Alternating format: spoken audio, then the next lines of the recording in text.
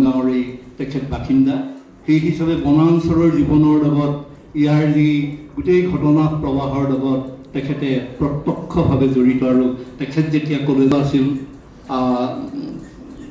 ছাত্ৰাৱস্থাত মই আজি স্বীকাৰ কৰোঁ তেওঁৰ প্ৰতিভাৰ সন্ধান আমি পোৱা নাছিলোঁ কলেজত বহুত ল'ৰা ছোৱালী থাকে তেওঁ যে ইমান ধৰণৰ তেওঁৰ বুদ্ধিদীপ্ত এজন মানুহ বৰ হ'বগৈ পাৰিব সেই কথাটো আমি কথা বতৰা দুই এষাৰ খুব কম কথা পাতে আচলতে ইমান উমান পোৱা নাছিলোঁ তাতকৈ আমি এই অঞ্চলৰ বা ইয়াৰ তেওঁ মৰঙীৰ আছিল যদিও একেবাৰে নগৰৰ কাষৰ আছিল যদিও আমি অন্যান্য ল'ৰাবিলাকক যিমান জানিছিলোঁ তেওঁৰ লগত ইমান ঘনিষ্ঠ সম্পৰ্ক নাছিল আমি যুগলজ্যোতি বা দেৱজিৎহঁতৰ লগত যিটো সম্পৰ্ক তেনেকুৱা ধৰণৰ আছিল তেওঁৰ লগত ইমান নাছিল কিন্তু পিছত তেওঁ লিখা মেলাৰ যোগেদি তেওঁ যে এজন দাৰ্শনিক মনৰ মানুহ আৰু কোনো কথা তেওঁ অপব্যয় নকৰে প্ৰত্যেকটো কথাৰে তেখেতৰ ওজন আছে লেখাই মেলাই ভাষণে আসনে সকলোতে যিকোনো অনুষ্ঠানৰ আঁত ধৰিবলৈ দিলে ইমান ধুনীয়াকৈ আঁত ধৰে এই কথাখিনি আমাক সন্মুখিত কৰি ৰাখিছিল কিন্তু অকাল বিয়োগ হৈছে নন্দ বৰা ছাৰো অকাল বিয়োগ হৈছে অৱসৰোত্তৰ জীৱন তেখেতে কটাবলৈ নাপালে সেই জীৱনটো পোৱাহেঁতেন হয়তো গোলাঘাটবাসী আমি অসমীয়া সাহিত্য সমাজ অধিক উপকৃত হ'লোহেঁতেন আৰু মনোজ তাতোতকৈ সোনকালে গুচি গ'ল এইটো আমাৰ কাৰণে এটা ডাঙৰ ক্ষতি কিন্তু তেওঁ এই দুয়াঙৰ সমাজখন বিভিন্ন ধৰণেৰে সংগঠিত কৰি গ'ল সকলোকে দায়বদ্ধ কৰি গ'ল যাৰ কাৰণে আজি বিভিন্ন দিশৰ পৰা এনেকুৱা অনুষ্ঠানবিলাকত সমাগম ঘটে সমাগম বুলি নহয় এটা কিছু ব্যক্তিয়ে অনবৰত পোৱা যায় কিছুমান মুখ পোৱা যায় তাৰ অন্তৰালৰ মানুহজন কিন্তু মনোজ শইকীয়া যি কি নহওক এইখিনি কথাৰে মই তেখেতসকললৈ মোৰ মৰণোত্তৰ স্মৃতি তৰ্পণ কৰি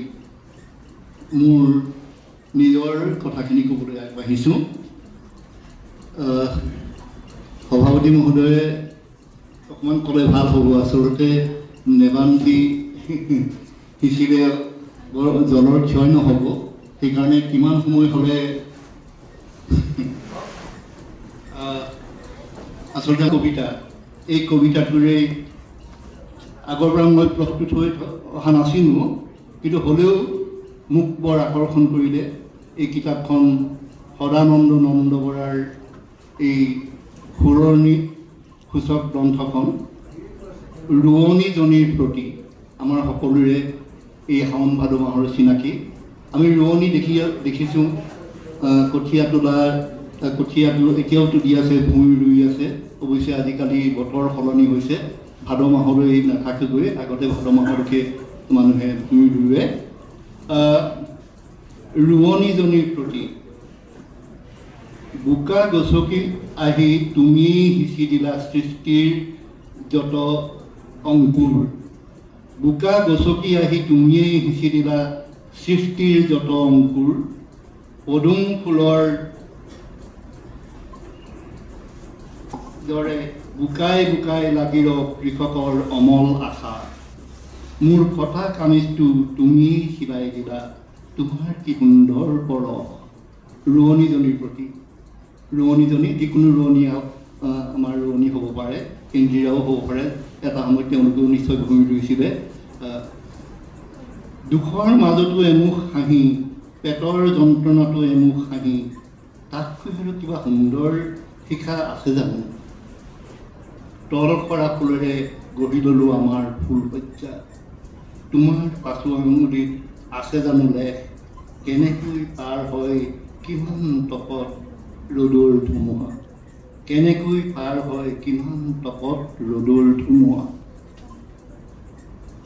এই যে আমাৰ চিনাকি ছবি এখন কবিতাৰ মাজেৰে আমাৰ মাজত উপস্থাপন কৰিছে চিনাকি অথচ এটা নতুন ধৰণৰ ইয়াত মাত্ৰা প্ৰদান কৰিছে এটা কবিতাৰ আকাৰত এইটোৱেই এয়া সাহিত্য আৰু মই আজি সাহিত্য অধ্যয়নৰ প্ৰয়োজনীয়তা লগতে প্ৰগতিশীল সাহিত্য সম্পৰ্কে দুআষাৰ কম এই কবিতাটোৰে আৰম্ভ কৰিলোঁ। ইতিমধ্যে কোৱা হৈ গ'ল যে সাহিত্য বুলি ক'লে এতিয়া কাক বুজাব? আমি যদি সাহিত্য অধ্যয়নৰ কথাটো লৈ যাওঁ, সাহিত্য অধ্যয়ন মানে কি? এতিয়া অকণমান অসুবিধা হ'ব। আমাৰ বিদ্যালয় পৰ্যায়ৰ ছাত্ৰ ছাত্ৰীসকল আছে, জ্যেষ্ঠসকল আছে, শিল্পী পেঞ্চনাৰলৈকে ব্যক্তিসকল আছে। সকলোৰে যিটো তেখেতসকলৰ চিন্তা চেতনাৰ লগত জড়িত কৰি মোৰ কথাখিনি ক'বলৈ অসুবিধা হ'ব। তথাপি যিমান সৰলভাৱে বোধগম্য হোৱাকৈ আপোনালোকে বুজিব পোৱাকৈ মই ক'বলৈ চেষ্টা কৰিম। সাহিত্য বুলি ক'লে ইংৰাজী যিটো শব্দ লিটাৰেচাৰ শব্দটো আমি আজিকালি অকণ বেলেগ বেলেগ ধৰণে ব্যৱহাৰ কৰোঁ। আমি যদি কিবা বস্তু এটা কিনিবলৈ যাওঁ বজাৰত, আজিকালি কোম্পানীৰ যুগ, বাইক এখনেই হওক, গাড়ী এখনেই হওক বা এটা দামী মোবাইলেই হওক, আমি প্ৰথমতে বিচাৰোঁ যে লিটাৰেচাৰ কিবা আছে নেকি, মানে সেই বস্তুটোৰ বিষয়ে লিখা কিবা কিতাপ। আমাৰ একেবাৰে যিকোনো বস্তুৱে আমি ফ্ৰিজ এটা কিনিলোঁ, কিবা এটা কিনিলোঁ, নহয়নে, আমি লিটাৰেচাৰটো বিচাৰোঁ। সেইটো এক ধৰণৰ সাহিত্য, মানে তাত সেই বস্তুটোৰ বিষয়ে সবিশেষ কথাবিলাক লিখা থাকে। সেইকাৰণে বহুতে ক'ব খোজে যে যিকোনো লেখাই সাহিত্য হ'ব পাৰে, কাৰণ আমিও সেই কিতাপখনক, এই যে আমাৰ যে বস্তু এটা কিনোতে এনেকুৱা কিতাপ এখন দিয়ে, সেই কিতাপখনক আমি লিটাৰেচাৰ বুলি কওঁ, নহয়নে? লিটাৰেচাৰ একেবাৰে সহজ অৰ্থত সেইটো লিটাৰেচাৰ। আমি যে আগৰ দিনৰ, এতিয়া আৰু নাই, আমাৰ টেলিফোনৰ ডিৰেক্টৰী থাকে, ষ্টেচনতো তেওঁলোকৰ ৰেলৱেৰ ডিৰেক্টৰী থাকে, কেতিয়া গাড়ী ল'ব পাৰোঁ, সাহিত্য বুজি ল'ব পাৰোঁ। সাহিত্যৰ এটা তেনেকুৱা ধৰণৰ চিনাকি আছে। কিন্তু সেয়া সাহিত্য হয়নে, সেই প্ৰশ্নটো আমি প্ৰকৃতাৰ্থত সাহিত্য হয়নে? আমি কিন্তু কম নহয়। সাহিত্য কেৱল যে লিখিত হ'ব সেইটোও নহয়, মৌখিকো হ'ব পাৰে আৰু লিখিতও হ'ব পাৰে। আমাৰ বহুত দিনৰ কথাবোৰ মৌখিকভাৱে, আমাৰ বনগীত, বিহুগীত, আইনাম, বিয়ানাম, এইবোৰ আচলতে সেয়াও সাহিত্য। আৰু সেই সাহিত্য আমাৰ মুখে মুখে আমাৰ তাহানি দিনৰ পৰা, ককা আজু ককা, তাতোতকৈ আগৰ ককাহঁতৰ দিনৰ পৰা চলতি হৈ আহি পিছত হয়তো লীলা গগৈহঁতৰ দিনত, আমাৰ দিনত কোনোবাই সেইখিনি কৰিছে, ভূপেন হাজৰিকাহঁতে কৰিছে, বেলেগ বেলেগ ধৰণে কৰিছে। তেখেতসকলৰ দিনত হয়তো লিখিত আকাৰত আমি পাইছোঁ, কিন্তু সেইখিনিও আচলতে আমাৰ কাৰণে সাহিত্য, মৌখিক সাহিত্য। আমাৰ বেজালি কৰা মন্ত্ৰপুথি বহুত এতিয়াও মৌখিকভাৱে আচলতে সেই সাহিত্য হিচাপে চলি আছে। কিন্তু সাহিত্য হ'বলৈ হ'লে, লিখিতই হওক বা মৌখিকেই হওক, এটা ডাঙৰ কথা হ'ল যে তাত মানৱীয় গুণ বিশিষ্ট হ'ব লাগিব। মানৱীয় গুণ মানে মানুহক জড়িত হৈ থকা কিছুমান কথা, সেই কথাটো কিন্তু এটা বিষয় যিটো হ'ব। এই যে ৰোৱনীজনী বুলি লিখিলে, ৰোৱনীজনী বুলি কওঁতে তাত মানুহ আৰু মানুহে বসবাস কৰা সমাজখন জড়িত। কেতিয়াবা পোনপটীয়াকৈ মানুহজন জড়িত হৈ নাথাকিব পাৰে, কিন্তু তেওঁৰ চৌপাশৰ সমাজখন জড়িত হৈ আছে। গছ গছনি, চৰাই চিৰিকটি, বিহগী কবি আমি ৰঘুনাথ চৌধুৰীহঁতৰ কথা জানো, নহয়নে? তাৰ যোগেদিও আচলতে এখন সমাজৰ কথা, এটা পৰিৱেশৰ কথা, শংকৰদেৱে যেতিয়া আমাৰ ৰুক্মিণী হৰণ কাব্যত আমাৰ ফুলবিলাকৰ কথা লিখিছে, ৰুক্মিণীক আমাৰ শংকৰদেৱে কি কেনেকুৱা ধৰণৰ অৱস্থা দিলে? আমাৰ কৃষ্ণক, আমাৰ যি আমাৰ আৰাধ্য হিন্দুসকলৰ আমাৰ আৰাধ্য দেৱতা, এই কৃষ্ণ আমাৰ অসমৰ জোঁৱাই হ'ল, নহয়নে? অসমৰ জোঁৱাই কৰিলে। সাহিত্যই তেওঁ বেলেগ বেলেগ ধৰণে হয়তো তেওঁ অন্য ঠাইৰ মানুহবিলাকে ৰুক্মিণীৰ ঠাইডোখৰ বেলেগ হ'ব পাৰে, কোনোবা বিদৰ কিবা কিবি আছে। আমাৰ কিন্তু শদিয়া বেলেগ বেলেগ অৰ্থত বুজায়, ৰজা কিবা এনেকুৱা ধৰণৰ বেলেগ বেলেগ ধৰণৰ কাহিনীৰ মাজেৰে এই সাহিত্যই কিন্তু সেই ধৰণৰ দেৱ দেৱতা, আমাৰ ঈশ্বৰ ভগৱানৰ গোটেই কথাখিনিও কিন্তু মানৱীয় ৰূপত প্ৰকাশ কৰিব পাৰে। সেইটোৱে ডাঙৰ কথা। আৰু শংকৰ মাধৱৰ গুণটো সেইখিনিতে আছিল, বিশেষকৈ শংকৰদেৱৰ। তেখেতে গোটেই কথাখিনি পৰিৱেশলৈ, আমাৰ সামাজিক পৰিৱেশটো ইমান ধুনীয়াকৈ চিত্ৰিত কৰিছিল সেই সম্পৰ্কে আমাৰ ছাত্ৰ ছাত্ৰীসকলে তোমালোকে হয়তো পুৰণি সাহিত্য 9-10ত পঢ়িবলৈ পাইছা, 11-12ত পঢ়িবলৈ পাবা, আৰু পঢ়িবলৈ গ'লে তোমালোকে পাই থাকিবা, তেতিয়া ভালকৈ বুজি পাবা। মই আৰু বেছিকৈ নকওঁ। এই যে মানৱীয় গুণ বিষয়বস্তু আৰু তাৰ যিটো ৰূপ, তাৰ যিটো সাহিত্য বুলি ক'লে এটা ৰূপ থাকিব লাগিব, এটা চিন্তাটো থাকিব লাগিব, বিষয়বস্তু থাকিব, আৰু তাৰ এটা আকাৰ থাকিব লাগিব। সেই আকাৰটো মানৱীয় গুণ সম্পন্ন হ'ব লাগিব। আমি সাহিত্য বুলি ক'লে সেইখিনি ধাৰণা ল'লেই তোমালোকে যে আমি যিটো সাহিত্য যদি আমি কোনোবাই চৰ্চা কৰোঁ, কোনোবাই যদি অধ্যয়ন কৰোঁ, আমি চাম যে এই সাহিত্য বোলা কথাটোত মানে আমাৰ মানৱীয় কথাবোৰ আছেনে নাই, মানৱীয় আগ্ৰহটো আছেনে নাই, যিটো ইংৰাজীত কয় হিউমেন ইণ্টাৰেষ্ট নাথাকিলে আচলতে সাহিত্যৰ যিটো পাগত উঠিব নোৱাৰে। আৰু আমাৰ শংকৰদেৱৰ যদিও তেওঁলোক আমি পুৰণি সাহিত্য বুলি পঢ়োঁ, সেইখিনি কিন্তু তাত মানৱীয় সেই আগ্ৰহখিনি আমি পাওঁ, বহু ক্ষেত্ৰত পাওঁ। অন্যান্য আধ্যাত্মিক কথাখিনি আছেই, কিন্তু তাৰ মাজতো এখন মানৱীয় সমাজৰ চিত্ৰণ এটা আমি দেখিবলৈ পাওঁ। সেইটো প্ৰহ্লাদ চৰিত্ৰই হওক, কিবাই হওক, চবে নিজৰ ধৰণে কিন্তু ব্যাখ্যা কৰিছে। কোনোবা আমাৰ ভীম চৰিত বুলি ক'লে এনেকুৱা হৈ যে আমাৰ চকুৰ আগত সদায় খেলি যুদ্ধ কৰি থকা ল'ৰা এটা, নহয়নে?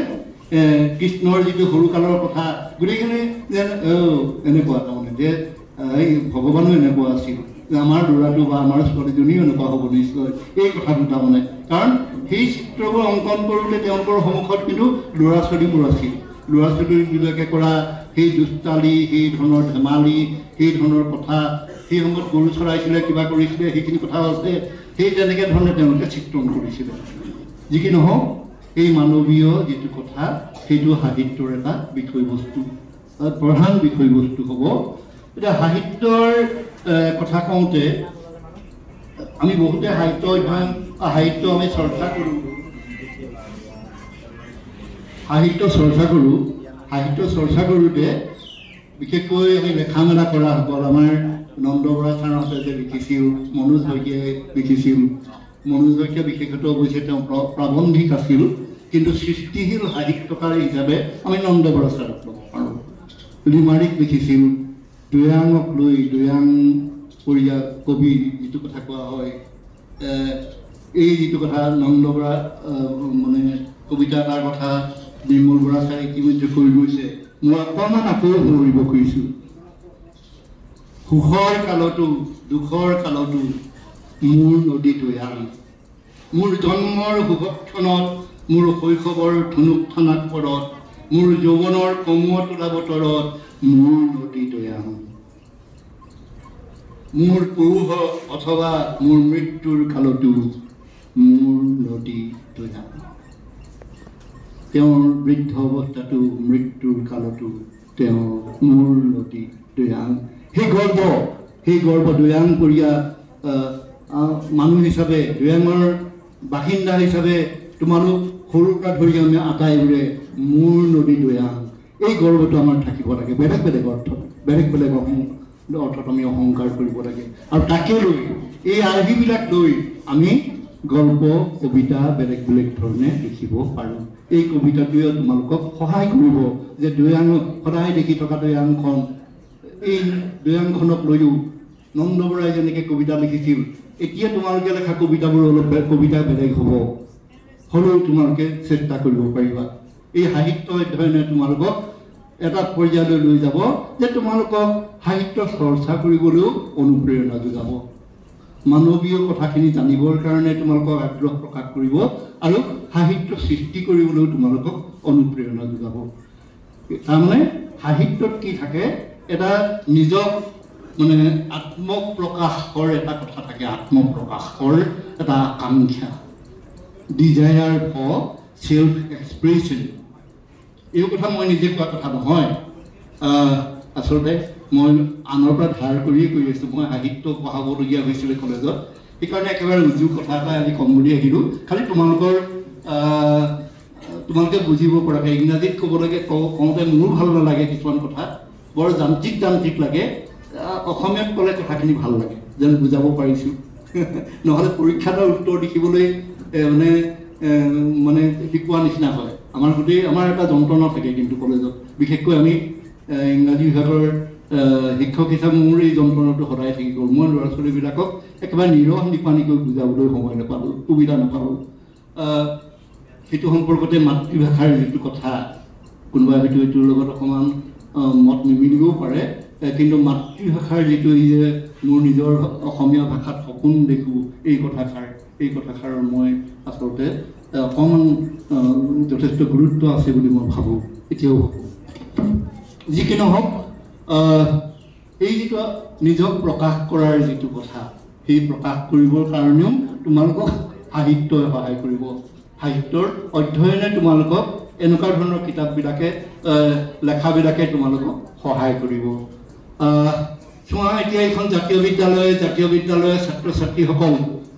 তোমালোকৰ নিশ্চয় ইয়াত বছৰেকীয়া কিবা কিবি হয় কেতিয়াবা ৰূপালী জয়ন্তী হ'ব সোণালী জয়ন্তী এনেকুৱা ধৰণৰ হ'ব তোমালোক অকণমান ডাঙৰ হ'বা আকৌ হয়তো এইখন বিদ্যালয়লৈ এটা সময়ত খেতিয়ক হিচাপে হওক তোমালোক আমন্ত্ৰিত হ'বা ইয়ালৈ এই যে বিদ্যালয়খনক লৈ তোমালোকে কবিতা লিখিব পাৰা তাৰ কাৰণে তোমালোকৰ আৰ্হি বেলেগ বেলেগ ধৰণে আছে যেনেকৈ দৈয়ামক লৈ আছে ধনশিৰিক লৈ আছে আমাৰ অসমৰ এজন প্ৰসিদ্ধ কবিয়ে ধনশিৰিক লৈ সেই লেখা সেই কবিতা শাৰী এটা শাৰী সেই শাৰীটোৱে আমাক এতিয়াও একেবাৰে এনেকুৱা ধৰণে কুটকুটাই থাকে মোৰ শিৰাই শিৰাই শিৰাই গৰু ধনশিৰি চোৱাচোন ধনশিৰি নদীখন তাক লৈ এটা কবিতা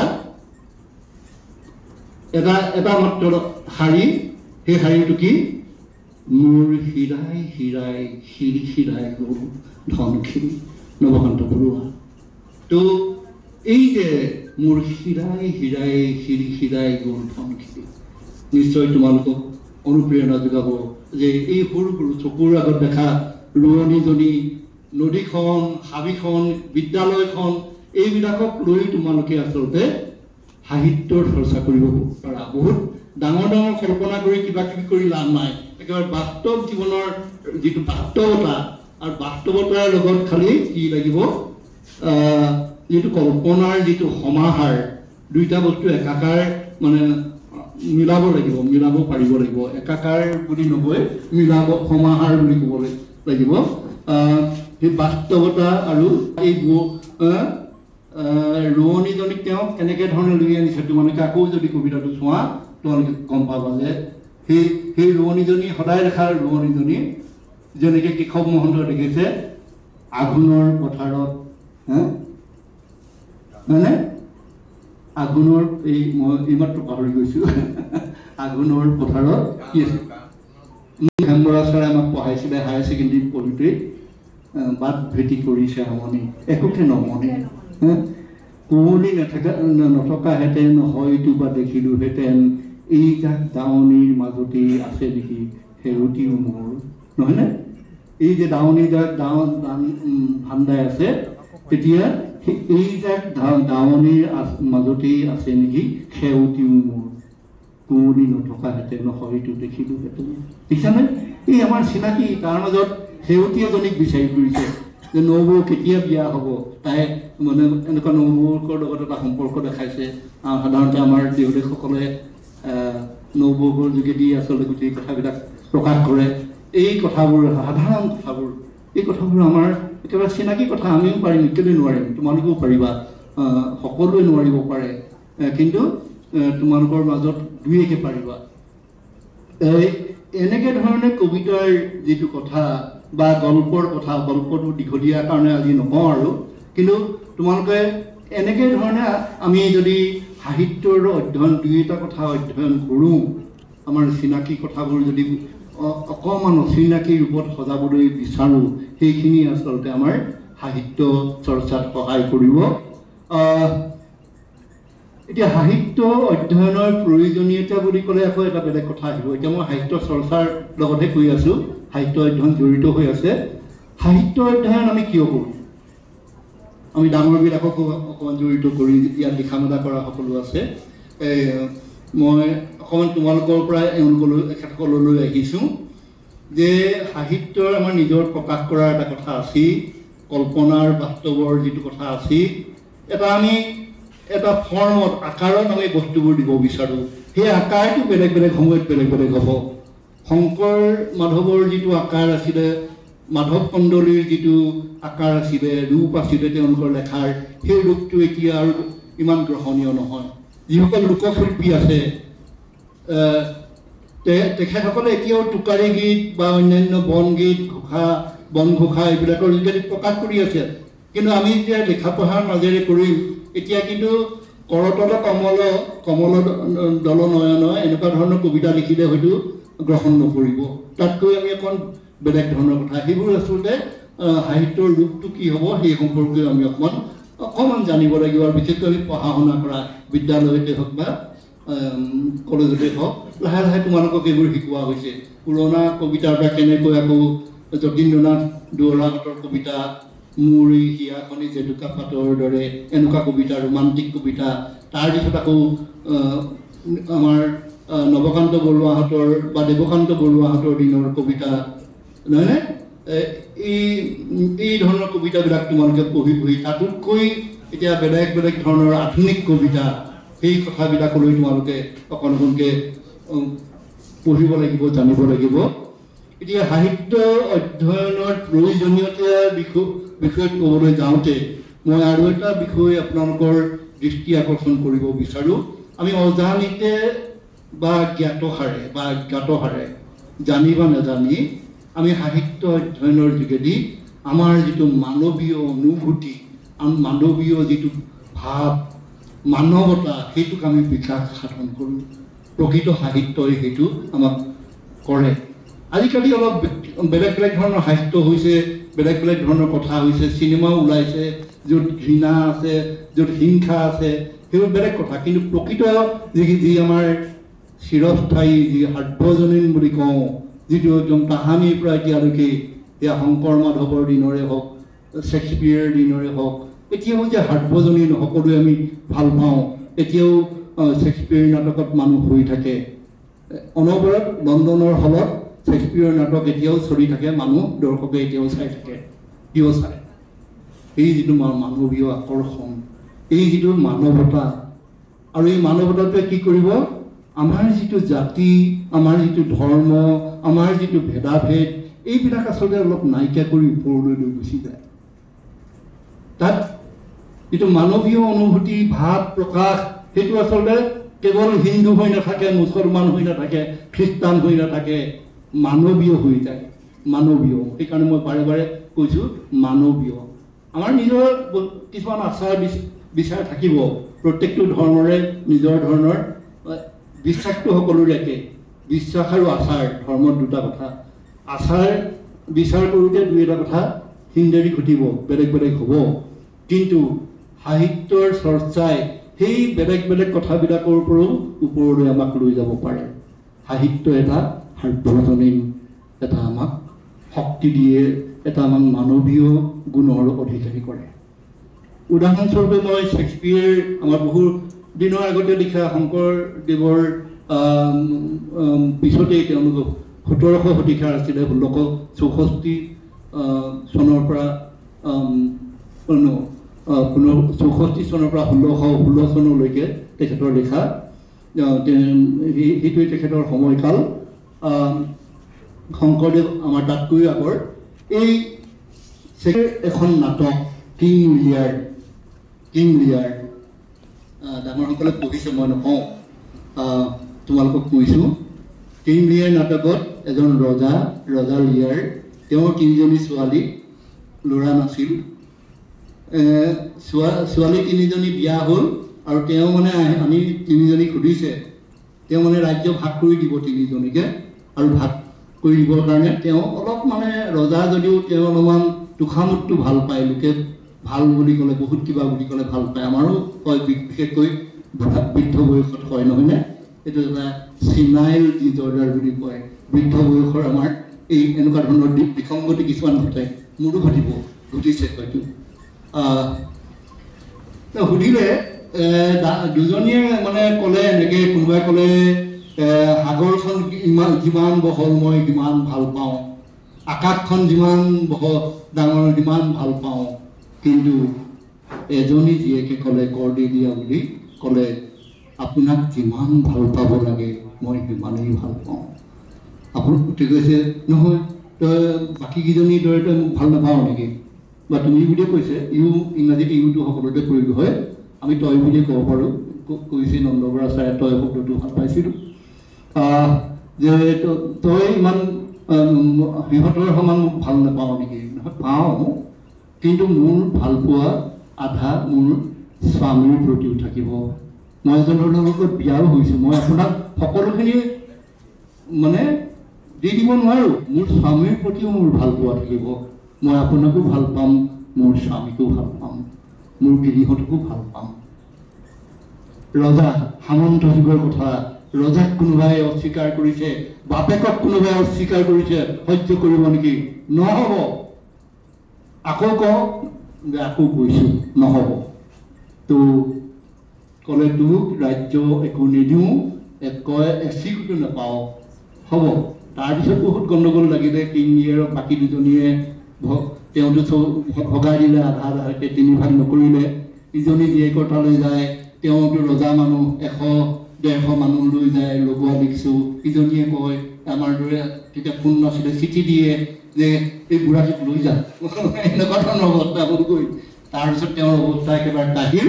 শেষত গৈ কৰ্ডেলিয়াই তেওঁক আশ্ৰয় দিয়াৰ নিচিনা বা বেলেগ ধৰণৰ ধুমুহা বতাহ কিবা কিবি, সেইটো কাহিনী তোমালোকে ডাঙৰ হ'লে পঢ়িবা, মই ইমান নাযাওঁ। কিন্তু সেই যিটো ঘটনা যদিওবা ইংলেণ্ডত ঘটিছে, আমাৰ ইয়াত ঘটিব পাৰে, একে নহয়নো বাৰু কথা, নিশ্চয় ঘটিব। আৰু শেষত গৈ ৰজাও মৰিছে, বা সেই সময়তে তেওঁ যেতিয়া অনাই বনাই ঘূৰিছে, ধুমুহা বতাহ কিবা কিবি, আশ্ৰয় নাই, তেওঁ তেতিয়া এটা কথা কৈছিল, men must endure, he is coming here and going there, rightness is all, rightness is all. মানে মানুহে men must endure, ENDURE, endure, মানুহে সহ্য কৰিব জানিব লাগিব। পিছৰখিনি নকওঁ, আৰু শেষৰ লাইনটো কৈছোঁ, ৰাইটনেছ ইজ অল, ৰাইট হোৱা, সুৰত হোৱা, মেংগো ইজ ৰাইট, নহয় জানো, সুৰত, যে সুৰত হোৱাটোৱেই আচল কথা। যে তেওঁ বয়সত বৃদ্ধ হৈ গ'ল, কিন্তু তেওঁ সুৰত নহওক, তেওঁ মানুহৰ বুজি নাপালে, মানুহৰ চাইক'লজি বুজি নাপালে, মানুহৰ যিটো স্বাৰ্থ বুজি নাপালে, তেওঁ অহংকাৰত থাকিলে। কিন্তু যন্ত্ৰণাৰ মাজেৰে তেওঁ বুজি পালে, মেন মাষ্ট ইনডিউৰ, মানুহে সহ্য কৰিব লাগিব, সহ্যৰ মাজেৰেহে মানুহে যিটো পূৰ্ণতা বা পুৰঠ অৱস্থাটো লাভ কৰিব পাৰে।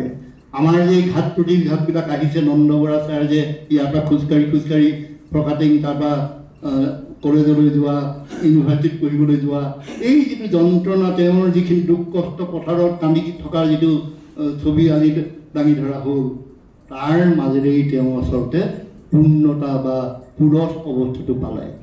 ৰাইটনেছ ইজ অল, এই কথাটো তোমালোকে আমাক শ্বেক্সপিয়েৰে সোঁৱৰাই দিলে আজিৰ পৰা 500 বছৰৰ আগতে, আৰু এতিয়াও আমি 500 পাৰি হৈছে, আৰু এতিয়াও কিন্তু এই এনেকুৱা ধৰণৰ যেতিয়া নাটকত কোনোবাই কয়, কেতিয়াবা এনেকৈ কয়, তেতিয়া আমাক চুই যায়, এয়াই হ'ল সাহিত্য। তেতিয়া আৰু শ্বেক্সপিয়েৰ ইংৰাজী সাহিত্য হৈ নাথাকে, আমাৰ সকলোৰে ভাৱ অনুভূতিৰ লগত মিলি যায়। সেইটো খ্ৰীষ্টিয়ান আছিল নে, ইংৰাজ আছিল নে, হিন্দু আছিল নে, মুছলমান আছিল, সেইটো কথা নহয়, হয়নে? এই কথাটো বুজিবৰ কাৰণে সাহিত্যই আমাক সহায় কৰে। মই এই কথাটো তোমালোকক অকণমান লুকুৱাই দিলোঁ। আৰু তাৰপিছত এই কিং লিয়েৰ নাটকত মই ডাঙৰবিলাকৰ কাৰণে অকণমান কৈছোঁ, বা তোমালোকো ডাঙৰ হ'বা, তাত এটা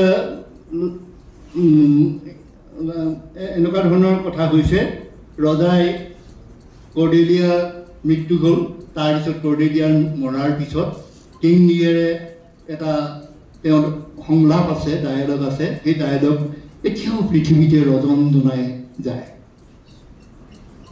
and thou hast no weight at all, thou wilt come no more, never, never, never, never. Never, never, never, never, never. Pasta. Moi saita koru prothomta thake. And thou no breath at all, thou will come no more. Tumi aru naha, tumi aru ukhas nikha nohua.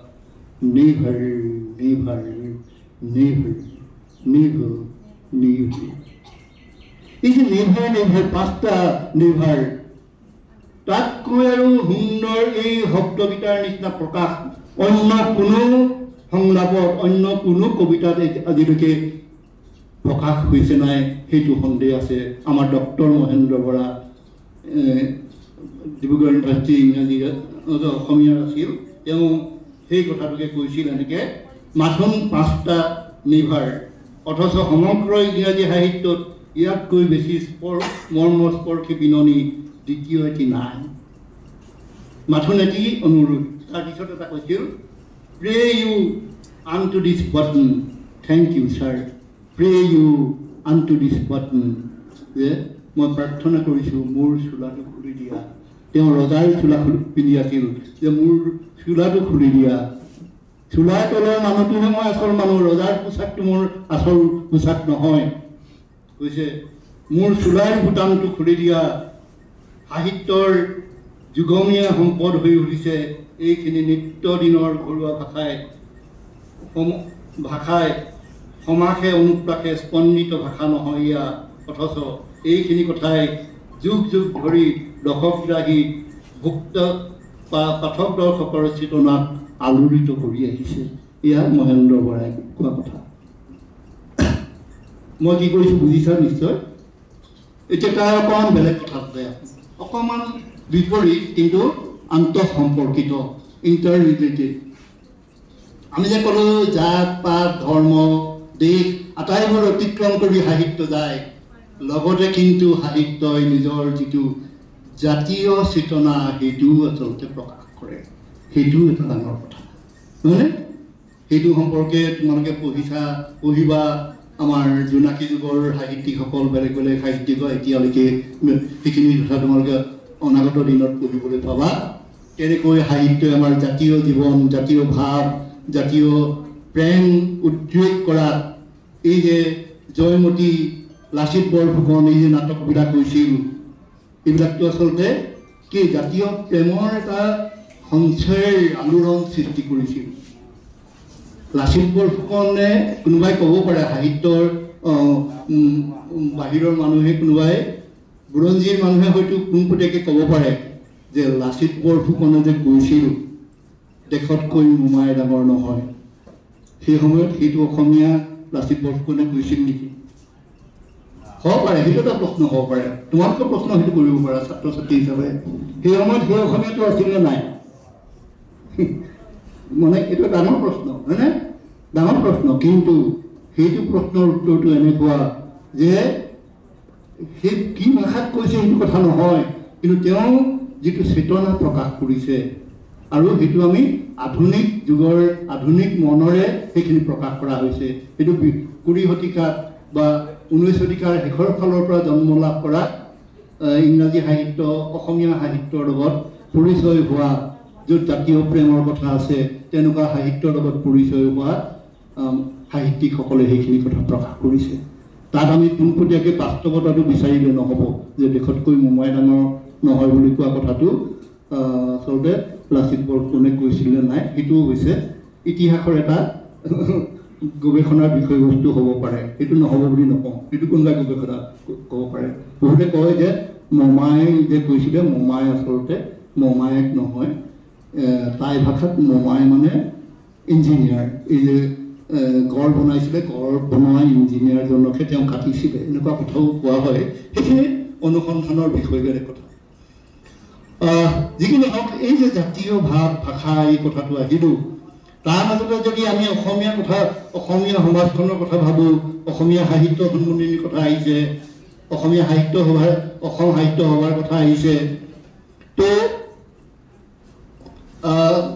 আমাৰ সমাজখনতো বেলেগ বেলেগ ধৰণৰ মানুহ আমি সামাজিকভাৱে বেলেগ বেলেগ নিয়ম নীতিৰ মাজত বসবাস কৰোঁ। অসমীয়া সমাজখনৰো বেলেগ বেলেগ ভাগ আছে। ঠিক সেইদৰে আমাৰ কাৰ্বি, বড়ো, নেপালী, মিচিং, গাৰো, ৰাভা বেলেগ বেলেগ সম্প্ৰদায়ৰ মানুহ আমি বসবাস কৰোঁ। ইজনে সিজনক জানিবৰ কাৰণে আমাৰ ইমান সুবিধা নাই, কিন্তু তেওঁলোকৰ ভাষা, তেওঁলোকৰ সাহিত্য, তেওঁলোকৰ ভাষাত লিখা সাহিত্য যদি আমি পঢ়োঁ, অনুবাদৰ যোগেদি হ'লেও পঢ়োঁ, আমি তেওঁলোকৰ মানুহৰ বিষয়ে আমি গম পাওঁ, নহয়নে? আমি যেনেকৈ মিৰি জীয়ৰী পঢ়ি ৰজনীকান্ত বৰদলৈ আমি মিচিং সমাজখনৰ বহুতখিনি কথা জানিব পাৰিছিলোঁ। সেই সময়ত যে এনেকৈ পলাই যোৱা ল'ৰা ছোৱালীক তেওঁলোকে এনেকৈ কৰি পেলাই সিমানলৈকে আমি গম পাইছিলোঁ, নহয়নে? আজিকালি নকৰিব চাগে। জংকী পানীৰ কথা তোমালোকে নিশ্চয় শুনিছা। তো এই ধৰণৰ সামাজিক কথাবিলাক আমি তেওঁলোকৰ ভাষা নাজানিব পাৰোঁ, তেওঁলোকৰ সামাজিক কথাবোৰ নাজানিব পাৰোঁ, কিন্তু আমি তেওঁলোকৰ লগত আমি নিজকে কি কৰিব পাৰোঁ? অংশীদাৰ কৰিব পাৰোঁ, শ্বেয়াৰ কৰিব পাৰোঁ, নহয়নে? এই কামটো আমি কৰিব পাৰোঁ। যেনেকৈ আমি শ্বেক্সপিয়েৰ নাটকৰ লগত কৰোঁ, ইংৰাজৰ মানে তেওঁলোকৰ ব্ৰিটিছৰ হেৰিয়াৰ লগতো আমি মিলাব পাৰোঁ, তেওঁলোকৰ কোনখিনি আমাৰ কোনখিনি। আমাৰ ৰজাই যেনেকৈ কৰিলেহেঁতেন নাই, সেইটো প্ৰশ্ন হ'ব পাৰে, জীয়েকক কেনেকুৱা কৰিলেহেঁতেন নাই, এই প্ৰশ্নবিলাকো আহিব পাৰে। যি কি নহওক, এই যিটো আমাৰ এটা কথা হয় যে আমাক সাৰ্বজনীন এটা মানৱীয় এটা বিশ্ব নাগৰিকৰ কথা এটা কয়, তাৰ মাজত আমাৰ জাতীয় ভাৱ প্ৰকাশ কৰাৰ ক্ষেত্ৰত আৰু আমাৰ চৌপাশে বসবাস কৰা লোকসকলৰ জানিবৰ কাৰণে আমাক সাহিত্যই সহায় কৰে। সাহিত্য অধ্যয়নৰ প্ৰয়োজনীয়তা সেইখিনিতেই। আমি ইয়াত থাকি, আমাৰ দীপেনহঁত আছে, সাহিত্য চৰ্চা কৰে, পাৰ্থহঁতো আছে, আমি আমাৰ কথা কৈ আছোঁ, কিন্তু মই ভাবোঁ মাজে মাজে হৈছিলে এইটো, ইয়াত অলপ চৰ্চা হৈছিলে, দুই এখন কিতাপ ওলাইছিলোঁ, নাগামিজ ভাষাত লিখা কিতাপ দুই এখন পঢ়িবলৈ পাইছিলোঁ, সৰু সৰু কিতাপ। এই যে কাষতে থকা আমাৰ কাষৰীয়া নগাসকল, সদায় আমি আচলতে তেওঁলোকক শত্ৰু বুলি ভাবি আছোঁ, আমি আদায় অন্য বুলি ভাবি আছোঁ। ৰাষ্ট্ৰই, আমাৰ যিটো শাসন ব্যৱস্থাই আমাক পৰস্পৰ বিৰোধী কৰি ৰাখিছে, কিন্তু আমাৰ কোনো শত্ৰুতা নাই। তেওঁলোকে আহে, বজাৰ সমাৰ কৰে, তেওঁলোকৰ কাৰণেই মেৰাপানী বজাৰ, গমাৰি বজাৰ, তাহানি সৰুপথাৰ বজাৰ, এইবিলাক বজাৰ চলি আছিল। এটা মিলা প্ৰীতি ভাৱ, তেওঁলোকে দুদিনৰ আগতে আহি বজাৰ ঘৰবিলাকত থাকে, এটা সমন্বয়ৰ ভাৱ। সেই মানুহবিলাকৰ কথাবিলাকক লৈ আমি লিখিব নোৱাৰোঁনে? মানে এই কথাটো কেৱল মাত্ৰ আমি এটা সংঘাত, কেৱল বৰ্ডাৰ, সেইটো হয়ে বাৰু, সেইটো ৰাষ্ট্ৰই সৃষ্টি কৰা এটা সমস্যা। এই আমাৰ সীমান্ত সমস্যা কিবা কিবিৰ মাজতো, তাৰ মাজত এই সাধাৰণ মানুহখিনি সেই সীমান্ত সমস্যাটো থাকিব, তাৰ লগতে সাধাৰণ মানুহৰ আদান প্ৰদান ভাৱ অনুভূতিক লৈ আমি সম্ভৱ কিছু কাম কৰিব পাৰোঁ, এতিয়াও কৰিব পাৰোঁ। এইটো আমাক সাহিত্যই কৰে। আৰু এনেকুৱা ধৰণৰ যদি সাহিত্য সৃষ্টি হয়, আমাৰ দৈয়াংপুৰীয়া গমাৰি মেৰাপানী ল'ৰা ছোৱালীবিলাকে ডাঙৰ হ'লে যে নগা মানেই মানে আমাৰ শত্ৰু, তেনেকুৱা ভাৱ এটা হয়তো আঁতৰি যাব। নগা মানেতো তেনেকুৱা নহয়। এই নগাসকল গৈ আমাৰ গোলাঘাট মিছনত পঢ়িছিল, যোৰহাটত মিছনত পঢ়িছিল। বহুত দিনৰ আগতে, চনটো পাহৰিছোঁ, আমি তেওঁলোকৰ লগত নগা সকলৰ লগত কথা পাতিবলৈ মই মেৰাপানী, ওপৰ মেৰাপানীলৈ গৈছিলোঁ। তেতিয়া টেঙানীৰ আন্দোলন আমাৰ চলি আছিল, ইয়াতো দৈয়াঙতো আন্দোলন কিছু আৰম্ভ হৈছিল, দৈয়াং এনেকুৱা ধৰণৰ। তেতিয়া এটা সীমান্তৰ সমস্যা হওঁতে আমি যাওঁতে গাঁওবুঢ়াই গৈছিল, জোনবাই বেজী দিয়া, বেজীটো কেলে গুণা শিকিবলৈ, এনেকুৱা। হয়, আপুনি ক'ত শিকিলে? মইতো গোলাঘাট মিছনত পঢ়া। এই যিটো কথা, এই যিটো সমন্বয়, এইটো কিন্তু সেই গাঁওবুঢ়াজনক হয়তো তেওঁ এতিয়া বাধ্যত পৰি তেওঁ আমাৰ বিৰুদ্ধে হয়তো জাতি উলিয়াব, দণ্ডক ল'ব, কিন্তু সেইখিনি কথা, সেই কথাখিনিও আমি বুজিব পৰাকৈ সাহিত্যই সহায় কৰিব পাৰে। তেওঁলোকো অন্ততঃ তেতিয়া তেওঁলোকে অলপ আন অফিচ, মানে মই খোলাখুলিকৈ ক'লে বেয়া হ'ব, যে তেওঁলোকে কিন্তু কৈছিলে যে আপোনালোকৰ লগত শত্ৰুতা নাই, আমাৰ শত্ৰুতা অলপ বেলেগ মানুহৰ লগত আছে। মানে কৈছিলে যে এইবোৰ আমাৰতো সেই ডালিমী দিনত কিবা দিনত তেতিয়াৰ পৰা আমাৰ সম্পৰ্ক গদাধৰ সিংহ কিবা কিবি বহুত কথা কৈছে আমাৰ শত্ৰুতা আপোনালোকৰ নহয় বৰোদাৰ কাষত এতিয়া আহি বসবাস কৰা অন্য মানুহ কিছুমানৰ লগত আমাৰ আছে সেইটো এটা বেলেগ বিষয় আমি সমৰ্থন কৰোঁ নে নকৰোঁ সেইটো বেলেগ কথা কিন্তু সেই ধৰণৰ